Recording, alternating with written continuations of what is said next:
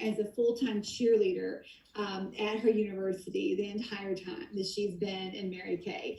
Once she came into Mary Kay, she became a sales director just within 4.5 months. She earned that cruise at Mary Kay was the promotion. She earned that within 5.5 months of starting. She earned her first car 1 year later. In March, her second car 2 months after that, her third car 1 month after that. She is our area's latest pink Cadillac sales director. She finished Honor Society. She's a new senior director. And her highest commission check for 1 month has been already over $11,000. Wow.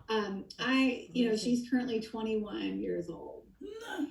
And I just have to say, when I heard her speak at our director day, I was wowed by her wisdom that she had to share.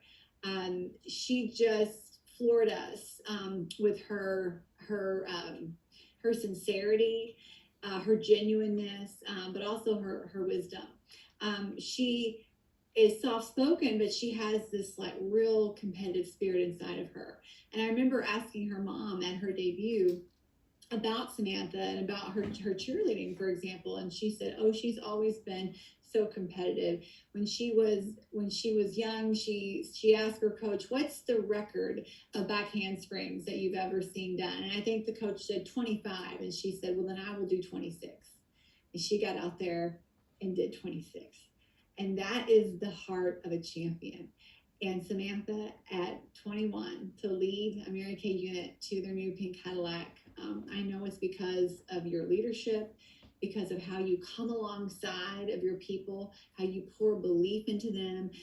Truly, she yokes with them, and it's like, come on, we're doing this together. And they want to play for you. You're a coach people want to play for, because you invest so much of your heart in them and you make it all about them. So Samantha, I asked her if she would share with us a little bit about her journey and whatever is on her heart. And it's a joy to have you as our number one, Samantha. So congratulations, and it's all yours. Hey guys, oh my gosh, hi Julia. Every time you tell that story, I just get so happy, because I'm like, Julia Burnett remembers something about me. That is the coolest thing ever. And so I'm so thankful that you're my national. And I just want to start off by saying, I'm so thankful for my team for always rallying and staying behind me, even if they didn't know the next clear path. They were always there. And, every time I came up with an idea, they're like, okay, let's do it. There was never any pushback. And it's so good to have a team that's behind you and that supports you. And I also want to thank my Mary Kay sisters. There's no other community like Mary Kay. And I know everybody says that, but when you truly experience a community like this, it is completely unmatched. And something that I'm super thankful is that there was never somebody who was like, you're too young to do this, you're too new to be number one. You haven't been in the business long enough. Nobody has ever said that to me. And I feel like in your normal corporate job, people look at you like, oh, well, you've only been here for a year. Don't expect to be the CEO. So I love Mary Kay for that reason. Julia just kind of talked about my eye story. I want to give you guys a really good tip, though, before I start talking about having a champion mindset. So many of you might know, but some of you don't. I sent Sierra, my senior, a message request on Instagram, and I was like, hey, I'm super interested in what you do. Tell me about it. And she left me on red for 2 days. Okay, she left me on red for 2 days, and then she finally got back to me, and the rest is history. So take notes to always check your Instagram messages, because you might have an offspring sales director from them. Okay, so tonight I want to talk about what it takes to have a champion mindset. Okay, what goes through my mind every single day? What steps do I have to take to ensure that I have a champion mindset every single day? So there's 4 things that always lead me to it. Number 1 is don't quit. We heard that from Stacey James, which she was so brilliant, by the way. But do not be a quitter, whatever you do, okay? So I want to tell you guys a story. When I cheered for Wright State, I, thought it was going to be great, and I thought it was going to be super fun, and it was my dream come true to be a college cheerleader. And then we started to get into it, and it was not at all what I expected. It was not fun. The coach was not very nice. The team members were quitting all the time. It actually ended up to be a really big hot mess. And every time I showed up to practice, I had this instant thought, if I just quit, I'm done with it. I don't have to come back. I don't have to listen to this coach. I don't have to show up to practice anymore. If I just quit, I'm done. But you know what would have happened if I didn't quit? Or if I did quit? I would have never got to perform on the beach in Daytona at a national cheerleading competition. My dream since I was a little girl. If I would have quit, I would have let down all of my team members who were counting on me. I would have let down all of my bases. I would have let down my parents. I would have let down my friends if I quit. So let me remind you, during this season, it was terrible. I hated it. I hated every part of it. I hated showing up to practice. I hated being around negative energy. But what I did is I showed up, I did my part, and I stayed. And because I stayed, I got to fulfill my dream. Okay, and I didn't let other people down because I did not quit. So the number one thing to have a champion mindset is you cannot quit. Just because this season in your life is tough right now, just because this season in your business is not going how you want it, does not mean you are allowed to quit.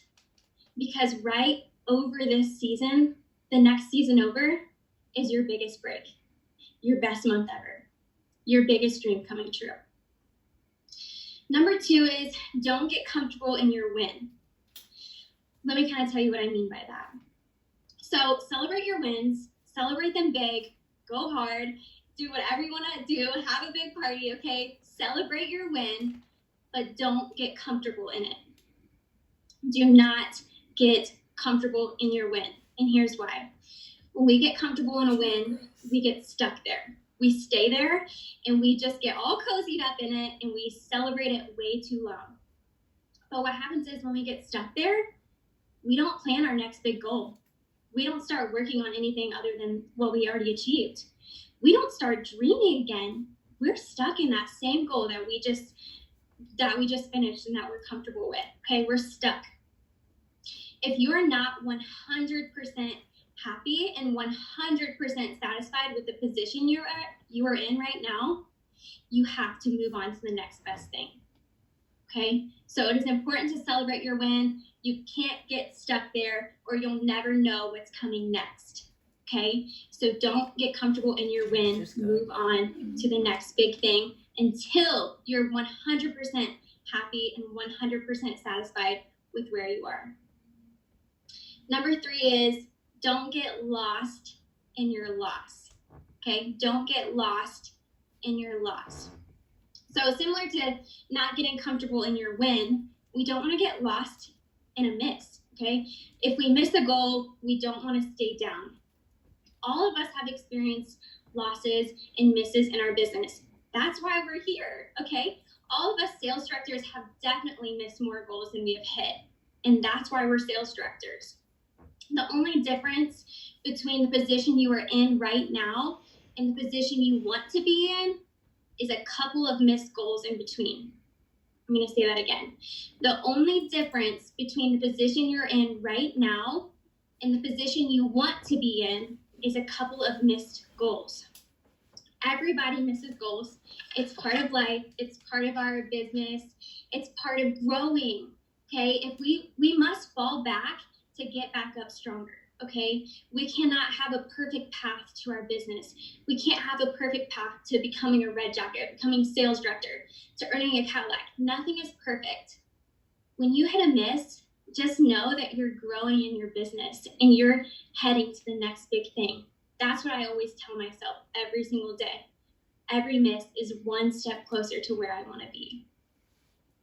And number 4, the last part of it is figure out your work ethic. So this is kind of a strange one. Like, how does this relate to a champion mindset? Shouldn't I already have my work ethic figured out? Here's the thing. Every single day, you have to choose to work hard. You can have an all-around average good work ethic, but every day you have to physically choose, I am going to work hard for this goal. I want this goal, okay? So you have to figure out, what is my work ethic? Am I willing to give up X, Y, Z? Am I willing to take the amount of time it'll take to complete this goal? Am I willing to do whatever it takes to complete this goal? Okay. If your answers don't align with that, then your work ethic is not good enough for this goal. Okay. If you're not willing to give up something, if you're not willing to spend the most time on it, and if you're not willing to do whatever it takes to get it done, it is not the goal for you, and you have to adjust your work ethic to it. Okay. Most of us don't grow up and just have a great work ethic.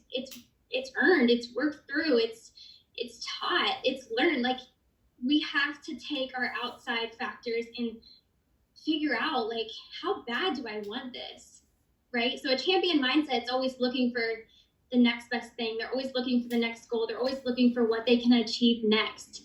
And so you have to have a good work ethic to figure that out and to get it done. So I want to close with this brilliant saying that NSD Leah Loughlin said.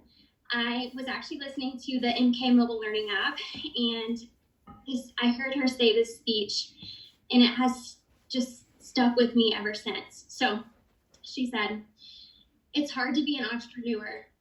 It's hard to work for someone else. It's hard to be a stay-at-home mom. It's hard to manage wealth. It's hard to be broke.